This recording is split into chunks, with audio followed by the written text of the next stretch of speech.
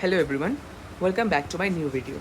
So today we'll be discussing about the hemopoietic system, and in that we'll be first talking and discussing about blood and its composition and its general functions in detail. So without any delay, let's dig into the topic. Firstly, what is blood? As we all know, since childhood we have studied that blood is a form of connective tissue and it is in fluid or it is in a liquid form. It is also considered as the fluid of life because it performs the essential functions such as providing or making available the nutrients to all parts of the body, and also it helps in respiration purposes and much more. And without blood it would be very difficult for life to sustain, and for all this reason blood is also considered as the fluid of life. Next, it carries oxygen from lungs to all parts of the body and brings back carbon dioxide from other parts of the body back to the lungs, the general respiration process that blood possesses. These are the general introduction of blood. Now let's come to the properties first. About its appearance, its color. Now in general we say that blood is red in color, but being a medical student you have to be quite precise and more accurate. So when we say about the color of the blood, you must say that the arterial blood is red in color, and also red, not particularly which shade of red, it is the scarlet red. It is scarlet red in color, and venous blood is purple red in color. As you can see in the image also, this part of the blood is the arterial blood and this part of the blood is the venous blood. As we see that the blood on the left hand side is comparatively darker with a purplish shade due to the presence of more amount of carbon dioxide, which and this blood is being collected from the veins. Wherever the blood towards the right hand side is more of reddish shade in color or scarlet red, and it is more in oxygen. So this is the color difference in the arterial and the venous blood. Now coming to the volume.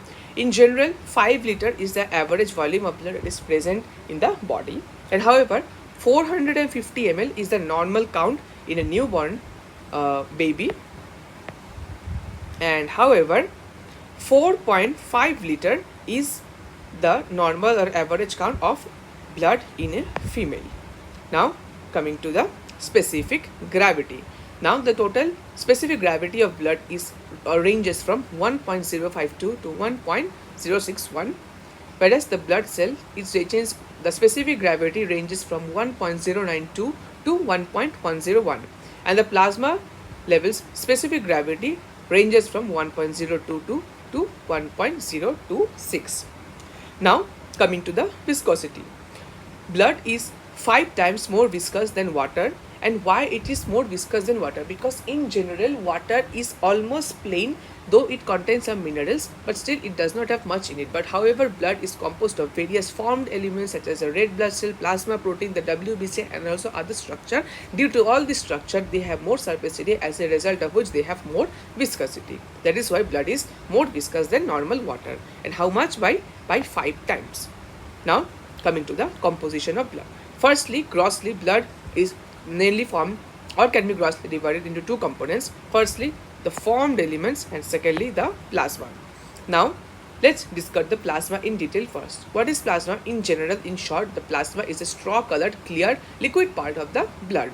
Now again, the plasma can again be divided into the 3 states.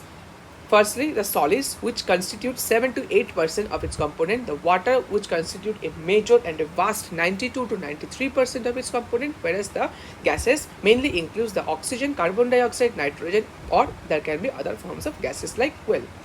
Now coming to the solid component first, the organic substances. Various organic substances are present in blood that are very much important, such as firstly the plasma proteins, which includes albumin, globulin, and the fibrinogen. These are one of the essential component of blood because they helps in maintaining the water and the electrolyte balance. The albumin, the globulin, which helps in performing the defense action, and the fibrinogen, which helps in the clotting of the blood. Next, coming to the amino acids, all the essential amino acids and the non-essential amino acids. Essential amino acids such as the methionine, threonine, and histidine is required for growth in children. Then leucine, isoleucine, and others. And the non-essential amino acids. Next, coming to the carbohydrates. Main source of carbohydrates being glucose, which is present in blood. Next, fats, we have triglycerides, cholesterol, and phospholipids. Then internal secretion, that is the hormones. Enzymes, that is the various enzymes are found in blood, such as the amylase, carbonic anhydrase, acid phosphatase, alkaline phosphatase, lipase, esterase, protease, transaminase. There might be some other enzymes as well, but these are the one of the chief enzymes that are or that can be traced in blood. And also along with that, there might be again non-protein nitrogenous substances. It means they are not proteinaceous in nature, but however they contain nitrogen. Generally what happens is that proteins, they are amino acids which have nitrogenous bases, so they are it is slightly different, because here it is, though it is having nitrogen, but it is non-proteinaceous in nature. So what are those? It can be ammonia, creatine, creatinine, xanthine, hypoxanthine, urea, uric acid. So these are the components. And lastly but not the least, the antibody, which is one of the main and very important components of blood. Coming to blood cells. Generally, blood cell, there are three types of blood cells, as we all know. First, the red blood cell, which is also known as the erythrocytes, the white blood cells, which is known as the leukocytes, and the platelets, which is also known as the thrombocytes.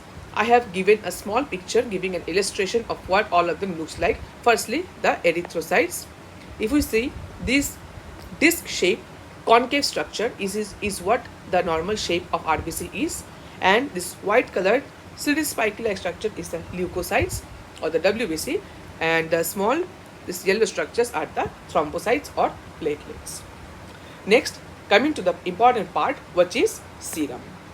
Again, in general, serum is a clear straw colored fluid that oozes out from blood clot, and the formula or serum is simply plasma minus fibrinogen.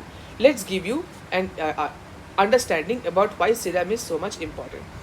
Let's say if we take a certain amount of blood, and when it is left for some time, the blood, what happens to the blood is that generally it gets clot. Now when the blood gets clot, even after some time the blood is getting clotted, some fluid oozes out from the clot, and this fluid is nothing but the serum, which is a clear straw colored fluid. Now the volume of the serum is almost that of the plasma, except it does not have any fibrinogen in it. We all know that fibrinogen is the one that is responsible for the clotting or the coagulation action of blood. So what happens is that when the coagulated blood is left for some time, the serum actually oozes out, and as a result of which the other elements also oozes along out of it, but however the fibrinogen remains in this clotted or this remaining part, as a result of why the serum is devoid of fibrinogen. That is why in the formula of serum we have to subtract the value of fibrinogen from the plasma level, that is the plasma minus fibrinogen. And why is this serum clinically so important? Because various numerous tests such as the liver function test and other blood reports, most of the reports we get or we extract the numerical values or the other chemical or the pathological finding from the serum itself. Now how to separate the serum from the blood? Firstly, we need to take a blood and then we need to centrifugate it at a very high speed. By doing that for some time, what generally happens is that due to the centrifugating actions, the serum generally separates out from the blood, which later forms the clot. In this way the serum is generally separated, and it actually looks like this in the picture in which I have given.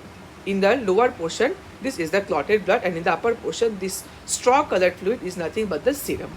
So this is why serum is very much important. Now coming to the functions of blood. Firstly, nutritive function. Why? Because we all know that in the small intestine, mostly the absorption material or the absorption function takes place, and this absorption is mainly assisted by the blood, and it is the blood that makes these absorbed nutrients available to all parts of the body. The respiratory function, obviously the blood carries the oxygenated blood to different parts of the body and brings back the carbon dioxide component and other waste product back to the lungs for their elimination via their respiratory mode. Next, the excretory function. Definitely the blood will carry the waste product to various organs such as the skin, the liver, the kidneys, and the other region, the other modes of secretion. Even the little bits of excretory function is also happening for the tear gland and the salivary glands as well. Next, the transport of hormonal enzyme. Now, hormones are nothing but the secretion of the ductless glands, and they are being carried by the blood to the target organs to different parts of the body. Regulation of water balance, definitely the albumin is responsible for this mainly. The regulation of acid-base balance, presence of hemoglobin which acts as a buffer system or a buffer solution. Regulation of body temperature, due to the high specific heat of blood, it is responsible for regulation of the body temperature. Storage function, definitely since blood is carrying this, performing this nutritive function and other, as a result of which some amount of nutrition, majorly carbohydrates, is retained in the blood, which is required in the emergency situation, whenever there is most stressful situation, or when the person is deprived of food or nutrients, or when a person is starving. In such cases, blood is responsible for releasing its stored product for the healthy and proper functioning of the body. And lastly, the defensive function, because we have studied that blood also consists of antibodies and also the globulin, which helps in fighting against the foreign pathogen or foreign antibody whenever they try to invade our body, and thus protects us from various diseases. In this way, blood is performing these functions in our body, and for all these functions, blood is known as the fluid of life, which we have just studied. So with this, we come to the end of the first topic, that is the blood.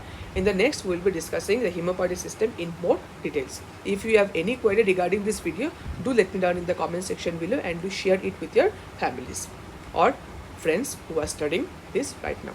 So I hope I have helped you, and do give a thumbs up to my video, and do subscribe for more such contents. Thank you.